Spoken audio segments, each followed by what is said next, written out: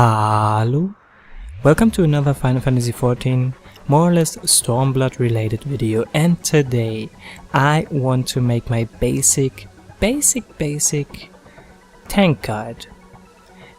I have received a few requests on tanking a while ago, and before I actually start this I have to say I am not the main tank. I have been main tanking for a little while in Heavensward for like a few patches, but in total most of the time was healing, but I enjoy tanking. I think I am at least a reliable tank, although I have not cleared all content on tank, but I think I am pretty safe at least in theory crafting, and I can give some advice to especially new tanks who are pretty new to the game, or even people who like want to increase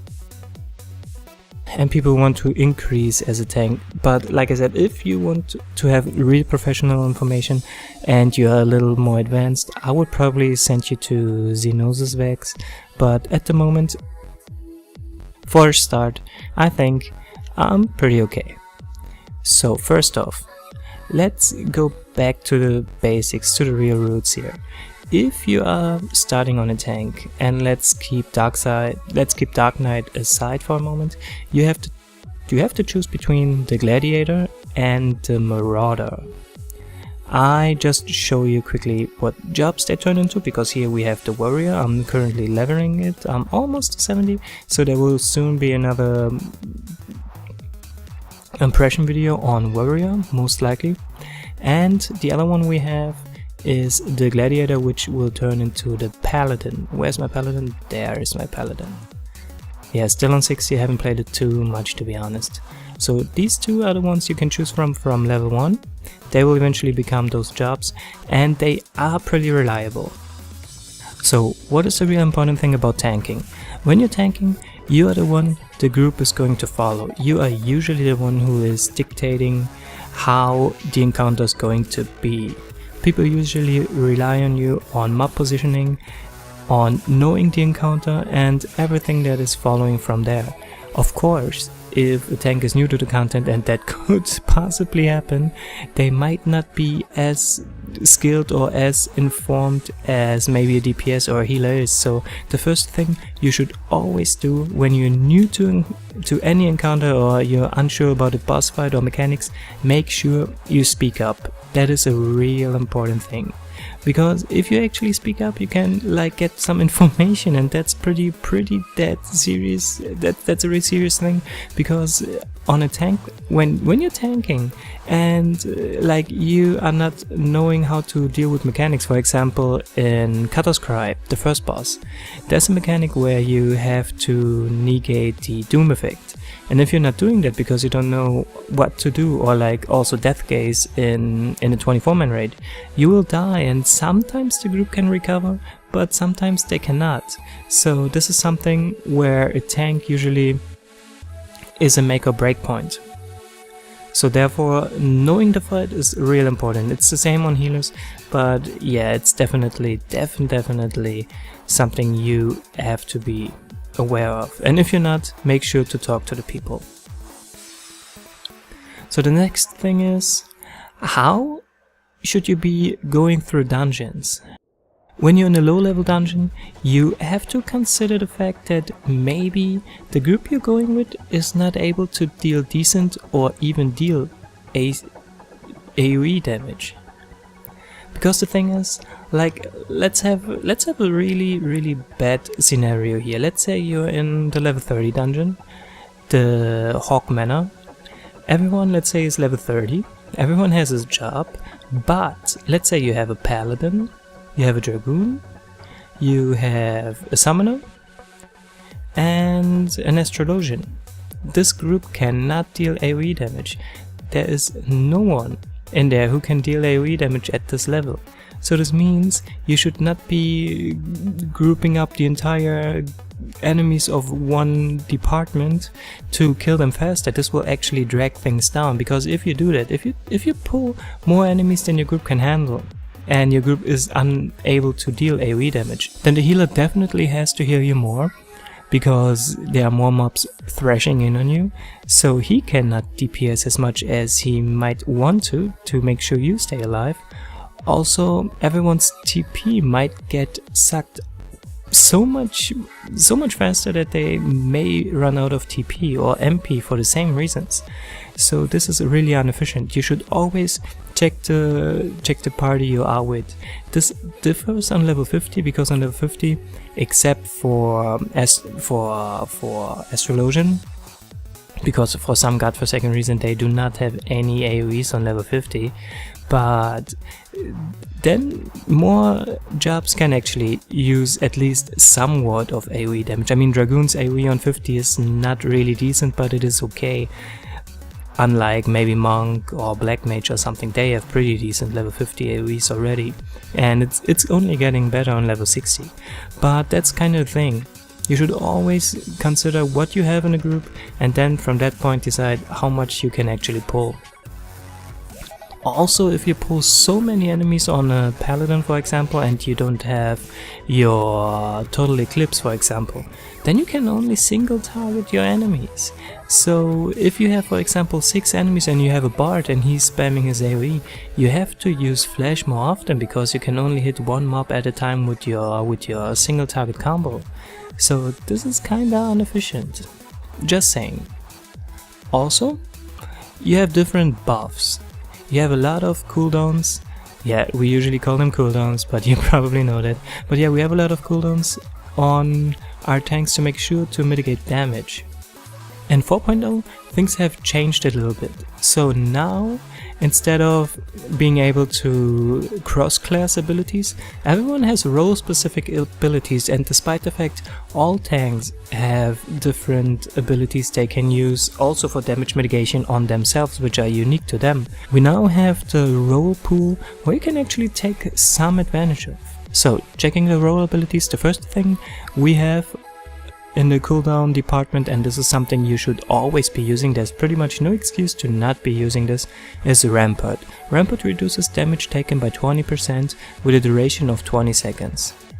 This has a recast time of 90 seconds, and this basically means magic and physical damage will be reduced by 20%. This is pretty damn good. I mean, you could say it's only 20%, and of course there are stronger ones, but since the recast is pretty short and it helps for magic and for physical damage, this is like your go-to cooldown. This is pretty insanely good actually for the short recast timer that it actually has. It can mitigate a ton of damage. We have more cooldowns in this department. We have Convalescence, for example. Convalescence does not mitigate damage, but it increases your own HP recovery via healing magic by 20%. So this means heals on you will be stronger. The cooldown is 120 seconds, so it is slightly longer than Rampart. But there are situations where this is pretty damn useful. For example, if you, in similar situations, if you have a situation where you have a big pull in front of you and you know there's a regen coming from your tank, from a healer for example, or even a shield is coming, this will also increase them. So this is something that makes healing easier for your healer, and therefore is really considerable in situations where you can make use of it.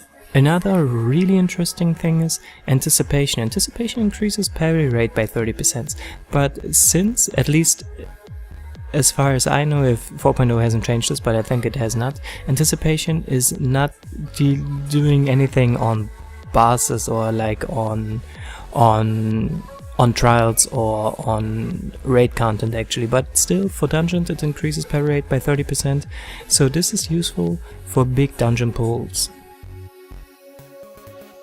Then the next one is Repressor. Repressor lowers targets damage dealt by 10%. This is pretty useful for tank busters. So for example, if the tank swap is coming in the Susano end phase for example, this makes sure that you actually take less damage. So if you don't have bigger cooldowns available, Reprisal plus Rampart usually already saves you. I'm just saying usual because there could be an instance where this actually deals more damage, but still, dealing 10% less damage, this is pretty good. Awareness also nullifies the chance of suffering critical damage. This means you cannot take critical hits.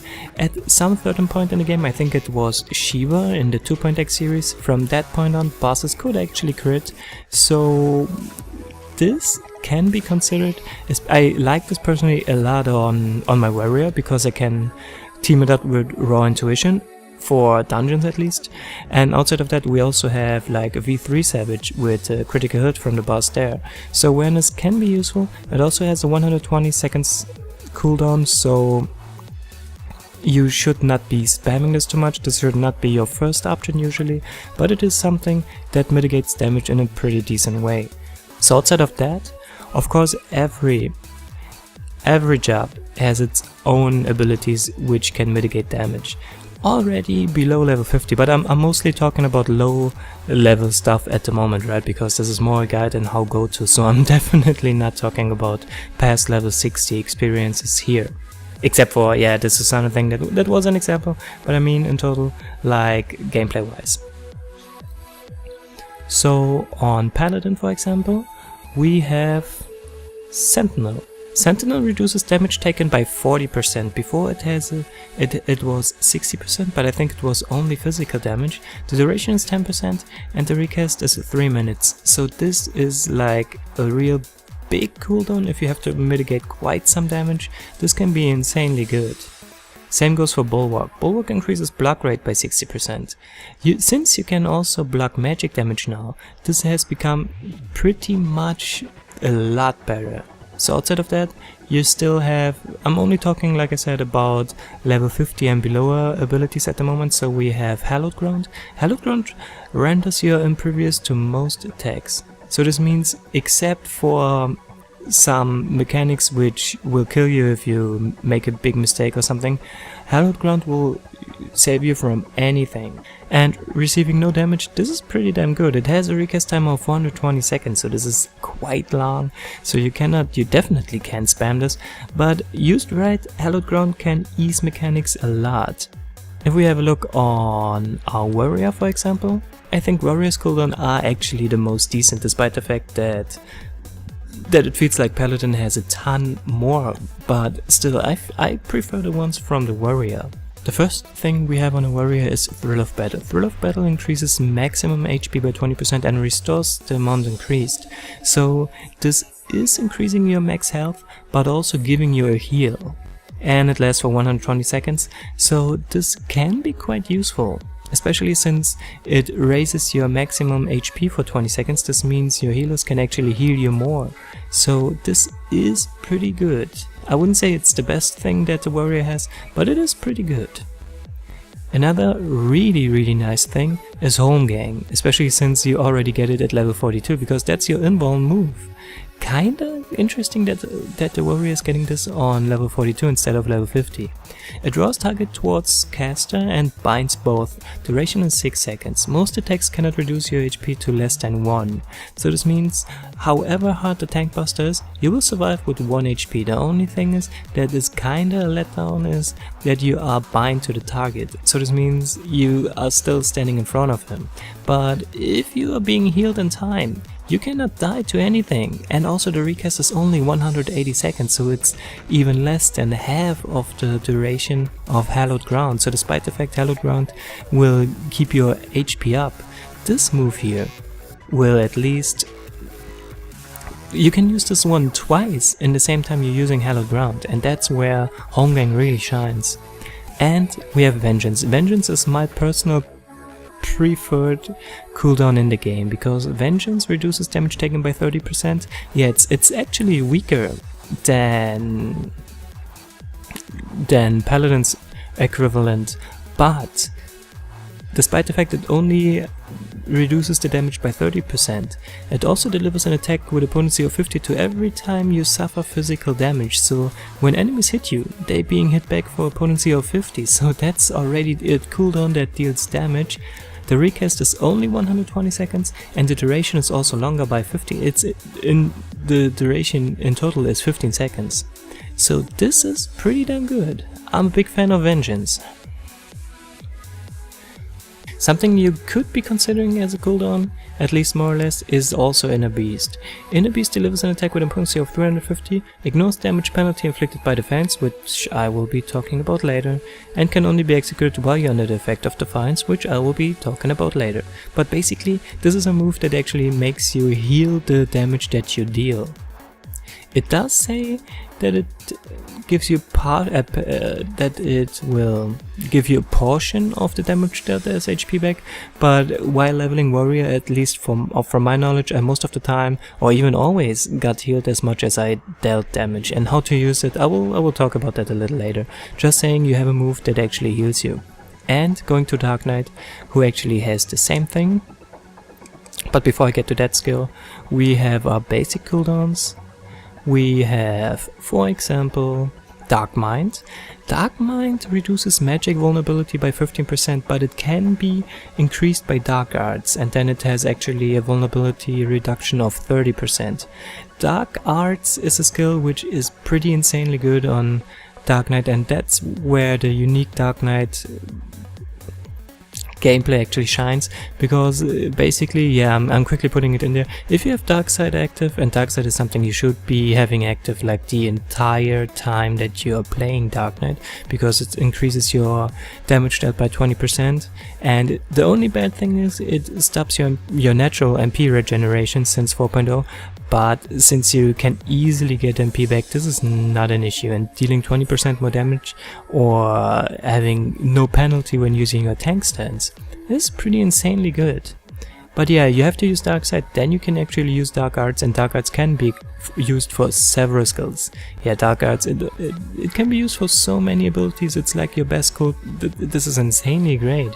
But yeah, it can increases the vulnerability reduction from Dark Mind to 30%.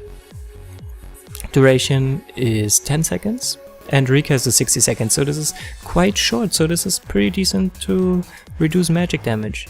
Another thing, and I don't like the fact that the recast timer is so high, is Shadow Wall, especially since Shadow Wall only reduces damage taken by 30% for a duration of 10 seconds, so this is like a real shitty version of Vengeance actually. If this could be like having a shorter cooldown when using Dark Arts, or having a bigger reduction with Dark Arts, this could be interesting. But I mean, of course I use Shadow Wall and I like having it, but between those three tanks and their stronger damage reduction ability, Shadow Wall is like the weakest thing that you have. And also we have Living Dead. Living Dead is kinda in between of the other two, I would say. Living Dead, what it does, it makes sure that you cannot die except for some certain attack which are wiping the group. It has a timer of 10 seconds. What is something you have to make sure of? Your HP has to be 100% restored while you have it on. If this is not the case, the Dark Knight will die, and this does not mean that when the timer runs out you have to be full. Just the maximum HP that you have has to be healed within those 10 seconds, or you have to be so much healed that you were actually full at some point. It's kind of still a little confusing for some people, but it's kind of like Home Gang from the Warrior, but you can move with it, and the bad side about it is that you have to be healed instead of the Warrior where you only have to be healed like slightly. But the Living Dead, I usually try not to use this, because if you're not using this with a macro and your healers do not know that you use Living Dead, sometimes the tank would just suddenly die because everyone was like, oh shit, he used Living Dead and I didn't know that. So if you're actually using Living Dead, make sure you use this with a macro. Make it with a sound effect, something like, hey, I just dropped Living Dead, make sure you heal me, and something like that, and then you'll be good. If you don't use this, you might be screwed. Okay, the next thing I want to talk about are tank stances and DPS stances, but since I'm only covering level 50 stuff, we only have one tank who actually has a DPS stance below or on level 50. So tank stances. On Dark Knight, the tank stance that we have, and every tank will get his tank stance since 4.0 on level 30, Dark Knight has Grid. Grid reduces damage taken by 20%, while also reducing damage dealt by 20%, increasing Enmity. So this means all skills that you have that are also already giving you increased enmity, with grid on, you will actually gain more enmity. And enmity is something, yeah, I haven't talked about enmity yet, but I will talk about enmity right away, because you know, as a tank, you have to maintain enmity on all enemies. Except if there are some certain situations where maybe a DPS is taking one ad, or maybe your other tank is covering that, but for the most part, you're the one who wants to have all enmity on you. So you have skills to make sure you actually keep enmity up. But I will talk about enmity rotation and everything after I talked about tank stance. So like I said, grid, it gives you 20% reduction, damage reduction, but also you will deal 20% less damage. If you have dark side on, this means your damage dealt will be like +0%, like you are not getting the penalty of grid, but you're not getting the increasement of dark side either. So this is kinda less punishing on Dark Knight.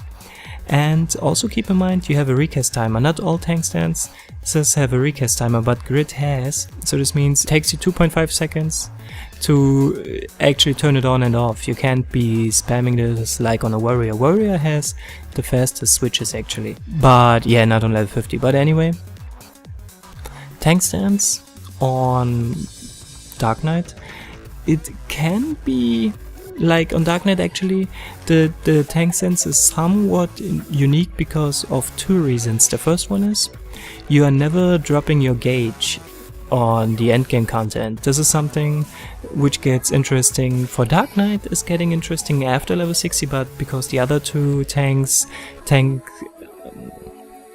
tanking gauge is actually relevant below level 50, I'm already talking about it, because on the other two tanks, if you're dropping your tank stance, your gauge is gone. But on Dark Knight, since you don't have a DPS stance unless the other two, it will still be there. And yeah, that's the thing, Dark Knight has no DPS stance. Your DPS stance basically is only having Dark Side without grid. And since this is giving you 20% more damage, Dark Knight is pretty much still, or now especially, is like the DPS tank. But yeah, and grid is something, now with the changes in 4.0, you have one locked skill on grid, which you can only be using when you have grid on, and that is Blood Price. Blood Price is another cooldown, but I did not mention it earlier, because what Blood Price does is it gives you MP back when damage is taken. So for 15 seconds, with a recast timer of 40 seconds, you can get MP back when you get hit, but only be used if grid is on. So the game kind of forces you now to use grid using Blood Price, because so many tanks did not like to use grid, and using Blood Price and also their other MP regaining ability, Blood Weapon. Blood Weapon, on the other hand, can only be used if you are not using grid. It increases your weapon skill, and also reducing your weapon skill TP cost by 20%. Also, gives you an auto attack delay by 10%, so you're also attacking faster, which is pretty damn nice. Duration is 15 seconds, so it's the same as Blood Price, and instead of Blood Price, which is giving you MP back when you are taking damage, this is giving you back MP when you are dealing damage. So this is something might not be used by people who are using too much grid, but since you can only be using this without grid, this is either useful if you like dropping grid in boss fights or something, or if you're off tanking. But it's definitely very, very good.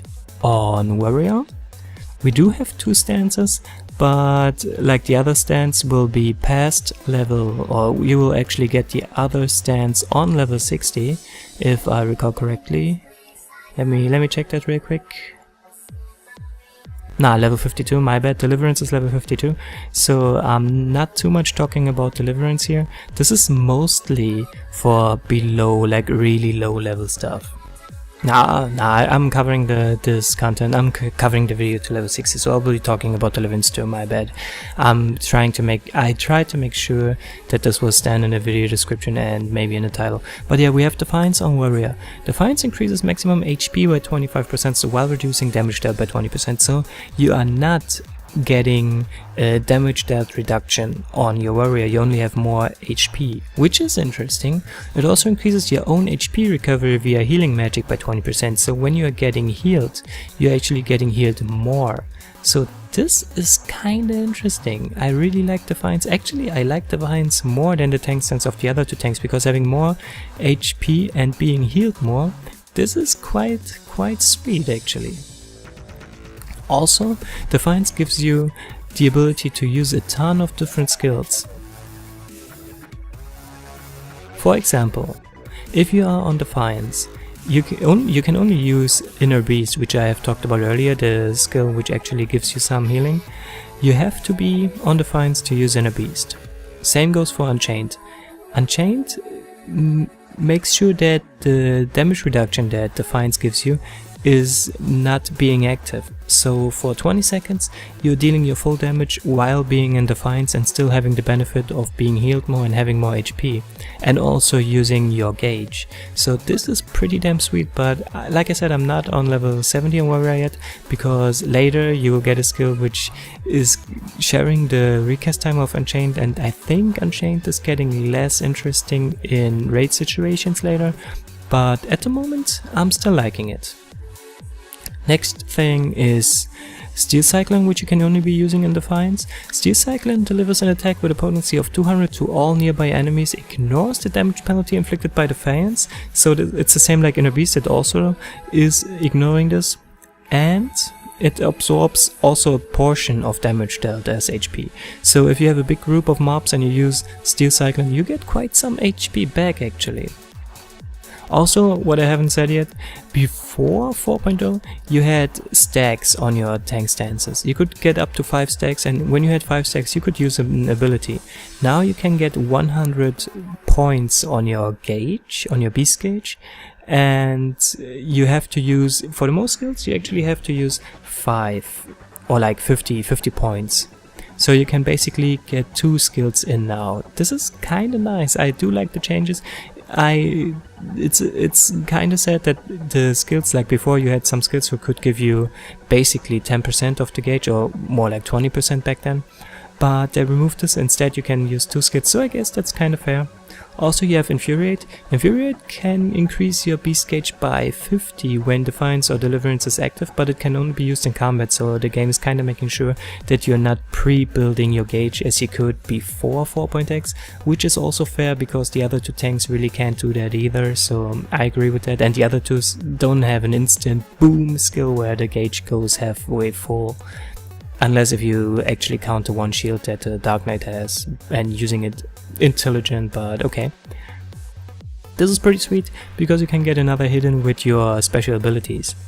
Yeah, then like I said, on level 52 you get your other tanks, you get your DPSing stance, which is Deliverance. Deliverance makes sure that you are not having the damage reduction which you have on Defiance. Also, it is increasing your critical hit rate by a maximum of 10%, and I think how it works, because that's like how it worked before, it should be increasing your critical hit rate by 1% for 10 points on your gauge. So if you have 100 points you have a 10% more crit rate, and so on and so forth. So the skills that you have, first one which you get, and that's kind of the most interesting one, is Felcleave. Felcleave has a friggin' potency of 500, but it can only be executed while under the effect of Deliverance. So you cannot be using this in Defiance obviously, and there's something interesting. Before 4.0 I actually made some macros for certain skills, like I had Inner Beast and Felcleave on the same button, and depending on the stance that I had I could use the one and not having 2 different buttons for it. The same goes for Steel Cyclone and Decimated, which I'll be talking about very soon. But with these changes this kinda got removed, because depending on the stance I am on, the game actually is swapping my abilities. As you can see, at the moment I have Inner Beast here and I have Steel Cyclone here, but if I go and switch, bam, it automatically switches to Felcleave and to Decimate. So I like that, so I don't have to use macros for this anymore. So the next one that we have, would be Decimate, and Decimate delivers an attack to all nearby enemies with a potency of 280, can only be executed while under the effect of Deliverance, also cost 50 gauge.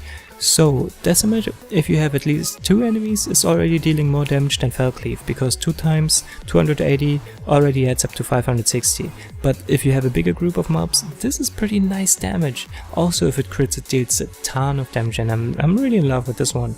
Then we have Paladin. Pre 4.0, yeah, and I'm still mentioning it because it's not that far back in the time. We had our DPS stance on level 30 and tank stance on level 40, but people were complaining about this and they actually changed it around. So now you have level 30, you get Shield Oath, which is your tanking stance, and on level 35 you're getting your DPS stance. So you actually get it pre-level 50, which is interesting too, like looking at Warrior who got it after 50. But still, Shield Oath, it reduces damage taken by 20% while reducing damage dealt by 15%. You're only getting a damage reduction by 15%. And it increases your Enmity as well, like the other 2 tank stances did too. Also, unless the quick change on your Warrior, like which can be off global cooldown, this is the same as on Dark Knight turning your grid on and grid off. So if you actually use Shield Oath, it takes 1 global cooldown, and yeah, and also what I didn't mention, they cost MP. Yeah, it costs MP, unlike on the Warrior, so you have to have MP to actually use your stances, else you cannot switch. This can be bad on Dark Knight, because Dark Knight is burning MP so fast. If you don't have the MP to go in tank stance, sometimes you might be screwed. But okay. Anyway, you get your Sword Oath on level 35. It deals additional damage with a potency of 75 after each auto attack. Damage affected by weapon delay cannot be used with Shield Oath. So this means your auto attacks become stronger by 75. This is quite a number actually. So you are definitely dealing more damage, and you don't have the damage reduction or the mitigation that Shield Oath provides. But if you don't use it, if you don't need it, your DPS stance is the way to go. Then you get Sheltron later, which is another cool one. But one more thing, only the Warrior and, well, basically the Dark Knight has 2 abilities, and the MP reduction, MP recovery skills, they are locked into grid and no grid. But the Warrior has quite a few abilities which are locked on stances. The Paladin, on the other hand, he does not have this. So this means you can use all your cooldowns or abilities on both stances on your Paladin, which is interesting. So you get Sheltron later, which blocks the next attack. It can also block magic now, so now Sheltron has become a lot better. Cost 50 of your gauge. I'm actually not too sure about the gauge cost and everything after level 60 on Paladin, because I have not really played it in 4.x, only like for a few roulettes. So unfortunately I cannot talk too much about past level 60 here. But another interesting thing we have is Divine Veil. You get this on level 56. Upon HP recovery via healing magic cast by self or a party member, a protective barrier is cast on all party members within a radius of 15 yalms. So this can be quite useful actually with a recast of 120 seconds, but it's situational. And Clemency is something, yeah, my raid tank sometimes uses this and I'm always like, dude, you don't have to use it, I got you. But yeah, it has a Q potency of 1200. I mean, look at this. This is a pretty decent heal. Yeah, they raised it quite high, so it actually is useful. If it was only around 400, you could drop this from your hotbar, but this way, and also you can heal other people with this.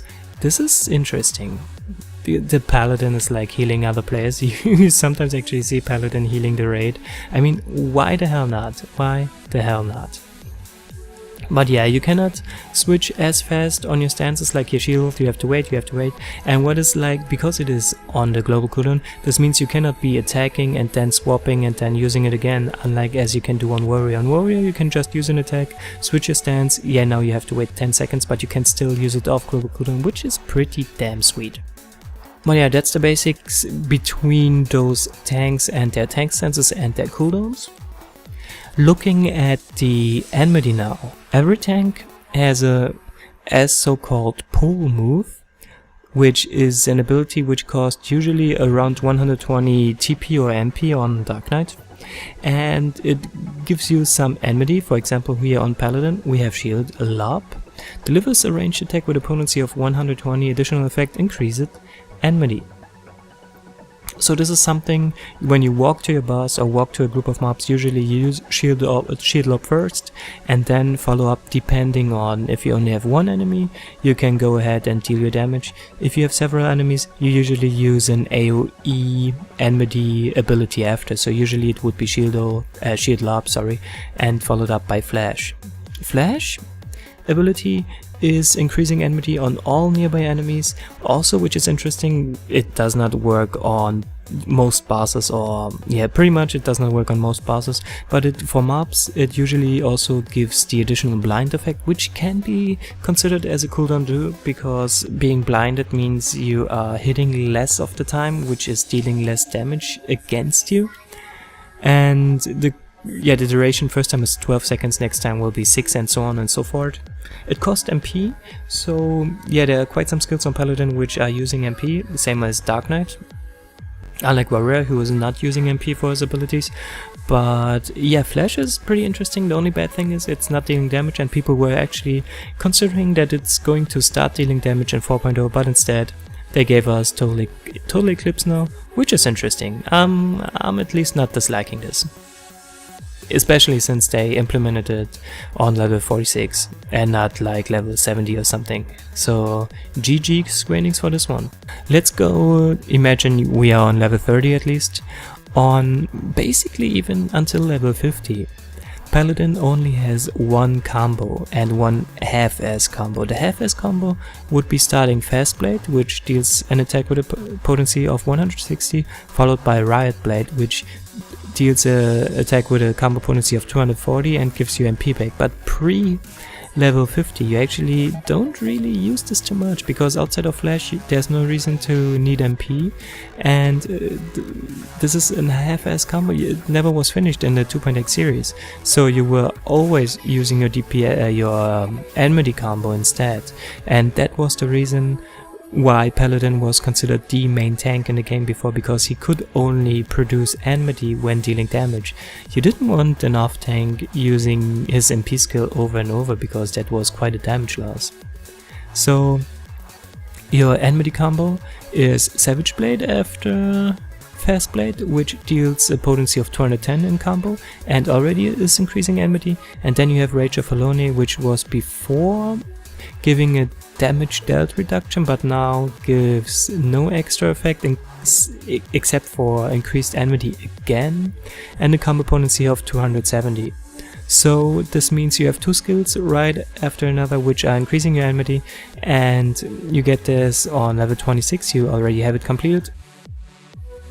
And this is what you will be probably doing most of the time when being in a dungeon below or at level 50, because you pretty much have more options.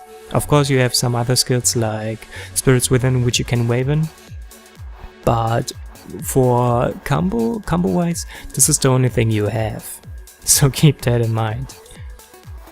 Also AoEing, we only have Total Eclipse, so this depends. If you have only one enemy, you will be using your off-global cooldown when available. For example, you also have Circle of Scorn, which is a pretty decent thing because it gives a 100 potency attack to all enemies in close range, and it's a dart which deals a potency of 30 per tick for 15 seconds over time. Recast is 25 seconds, and it also is increasing enmity. So usually when you have the skill and you're in level 50, you can go ahead and Shield Lob, and when the group is together you usually use Flash, and after Flash go ahead and use Circle of Scorn. Pretty sweet, because then you have pretty decent enmity on everyone already with those two skills and can start using Total Eclipse.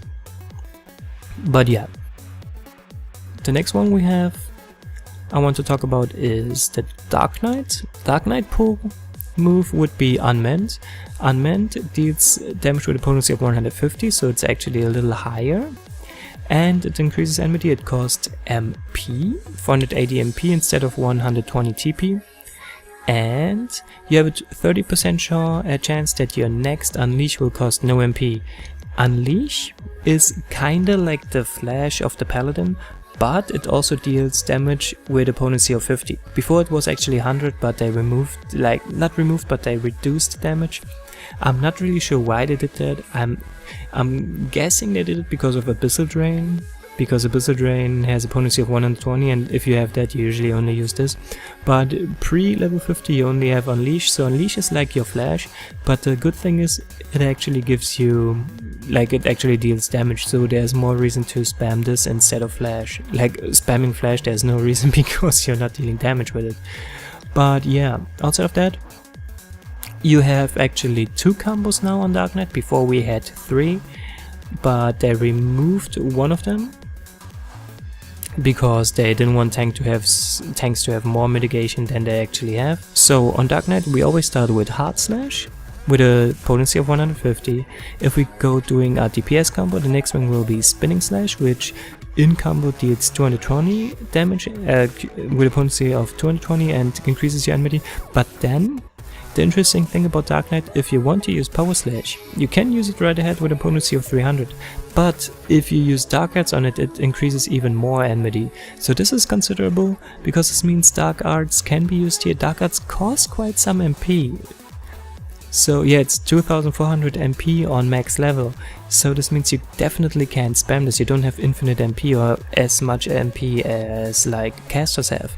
But you have pretty decent MP recoveries, so it is considerable. And pre-level 50, this is actually something that you will be using, because a potency, attack of potency 300 is really not bad.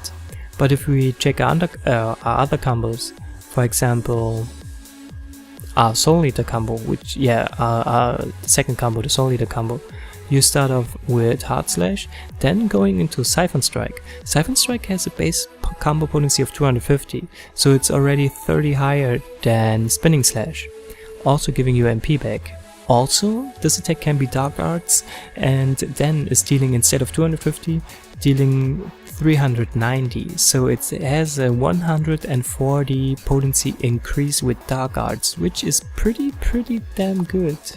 And when you use Siphon Strike, the next skill that you can use is Soul Eater. Soul Eater has a base potency, if using in combo, of 300, and this can also be Dark Arts, and then also has an increase of 140 to 440, and that's like your basic combo finisher, 440 potency. This is pretty damn good.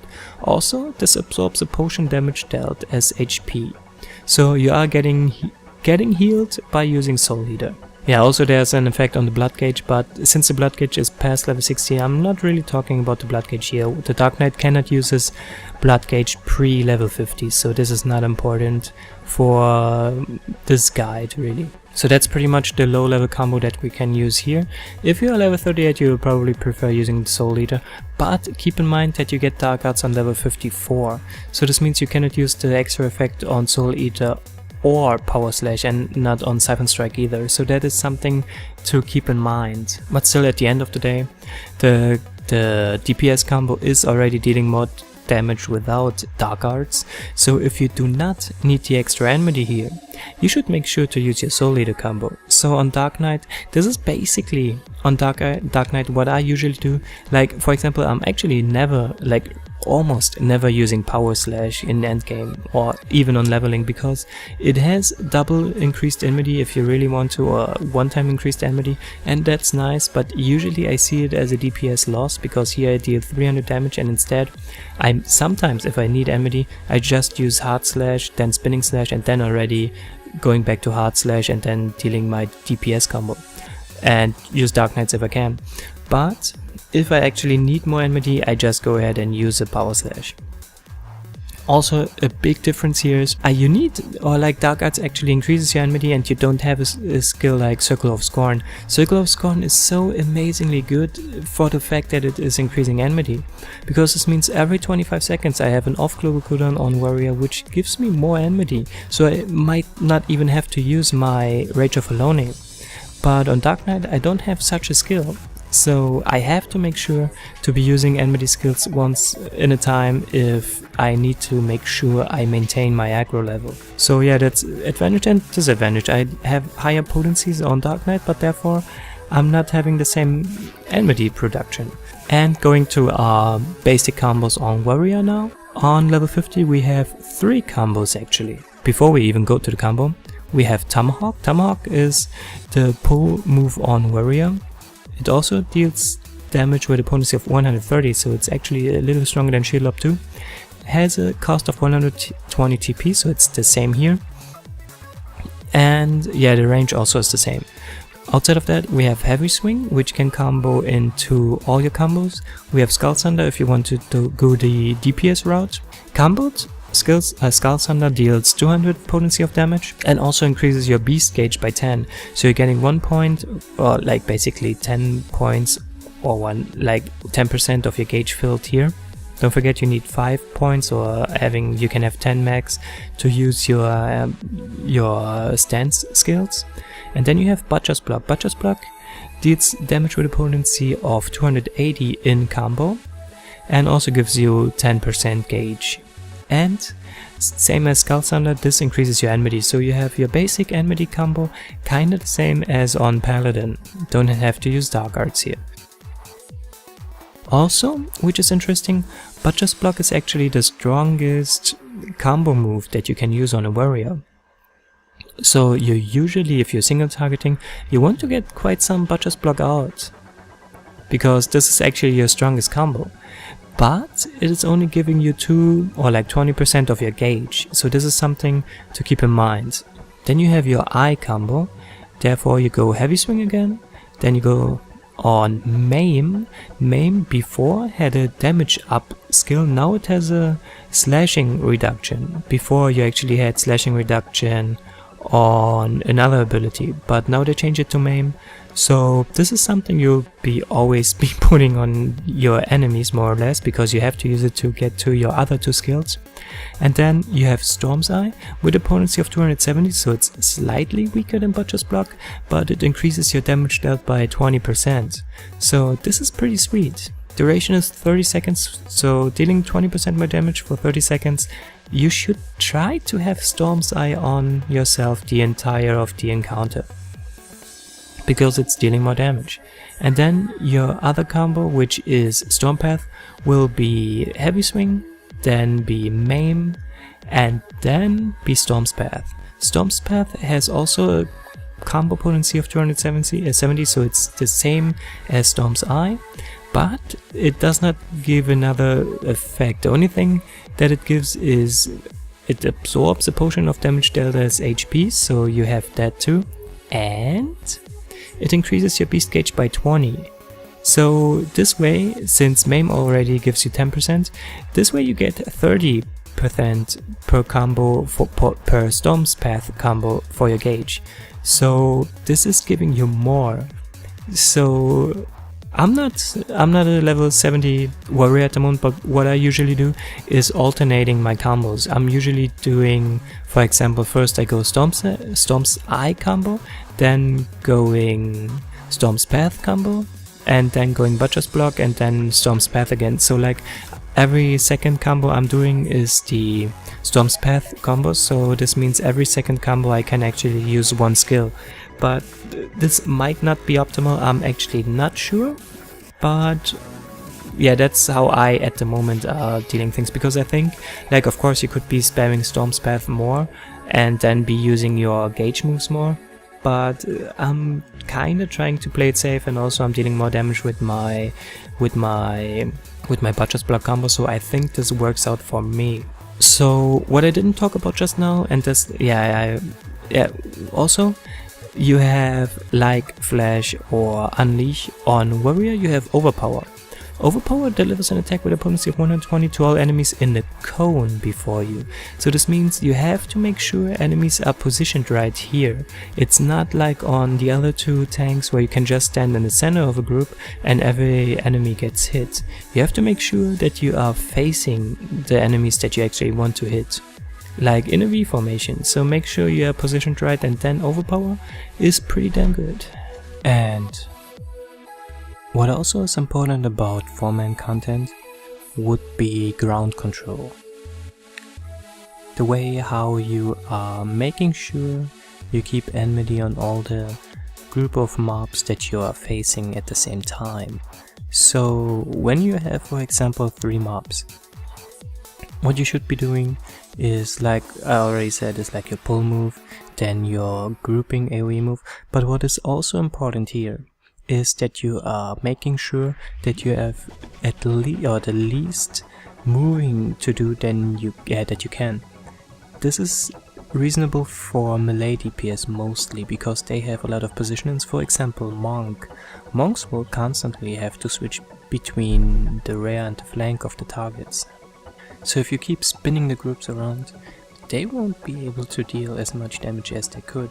Also, if you are running around, you will miss your auto attacks, and your group will have to constantly move, which makes melee DPSing a lot harder. Casters won't be harmed by this too much, because they pretty much stand still anyway, unless you are like dragging them to your DPS. But what you should be doing is, like when you're coming from south and there are 3 mobs ahead and you want to only group the 3 mobs, make sure you aggro them all and then position yourself that the group is facing away from your group, that the mobs are facing away from your group.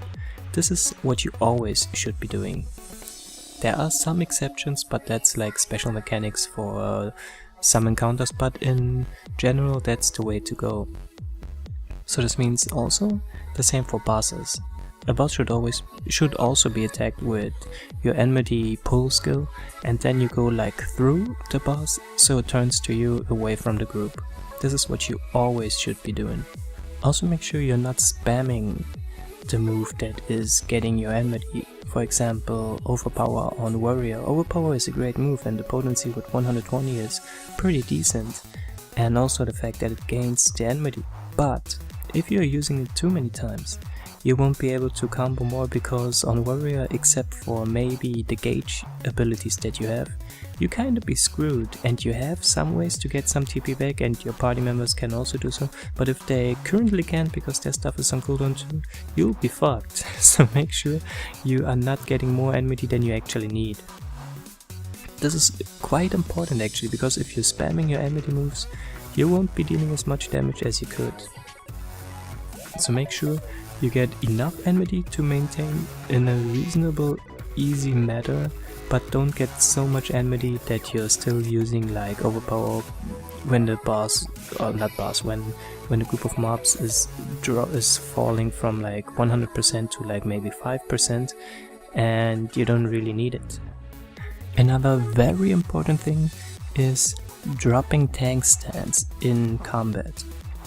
This is something partially debatable, because I know some of the real expert tanks, they like to pretend that tank stances are only for like dungeon pulls or something, and they're really not using them in endgame encounter.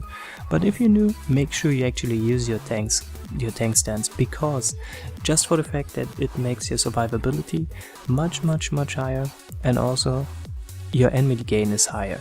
So that's 2 pluses, yeah, despite the fact you're dealing less damage, but your first priority when you're a tank is making sure you have enmity on everything and staying alive. Damage comes after that.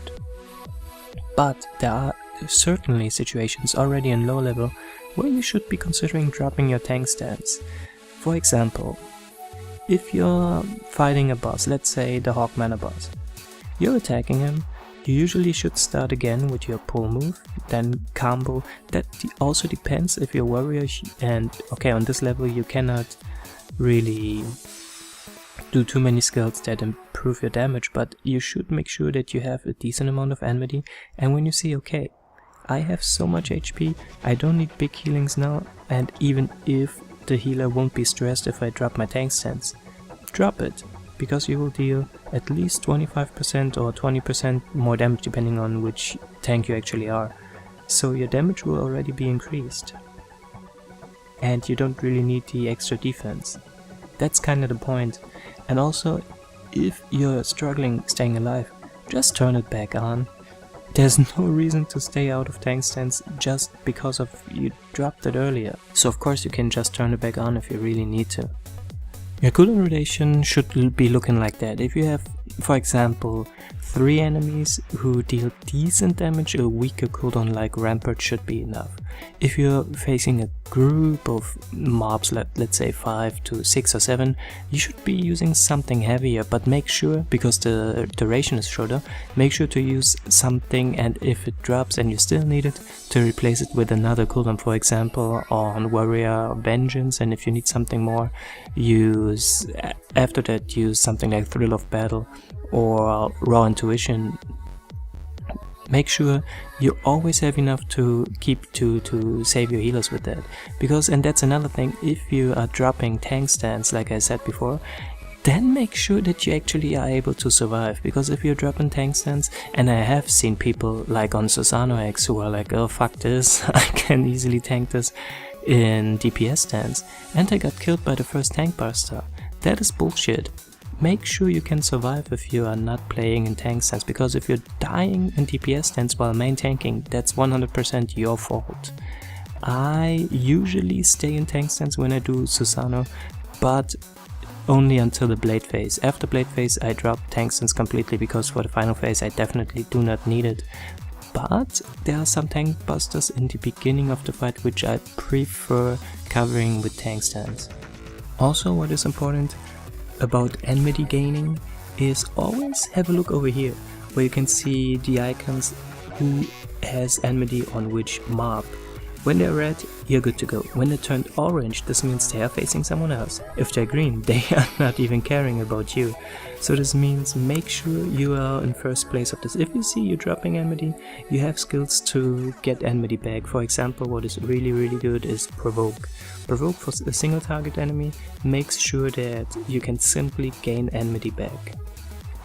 So just target the mob which you have lost, or even the boss or something, and use Provoke, because Provoke will put you 1 point ahead of Enmity, of the highest Enmity person in your group. So if you use Provoke, make sure you cover and seal the Enmity gauge with 1 or 2 more Enmity gaining abilities. Don't just use Provoke and think mob's gonna stay on you, because if you're not attacking it, it will go back to the other target. Okay, that's pretty much everything to around level 50 or 60 that you should be aware of when you're playing a tank, and I think with this information you should be pretty safe on tanking. Always keep that in mind, and then you should be golden. Thank you very much for listening. If you have a suggestion what I should be covering next, make sure to leave a comment down below. Also, of course, you can just hit me up on social media and give me some text over there, because I should be reasonable getting them fairly easier even. Then thank you so much for listening, and have a wonderful day.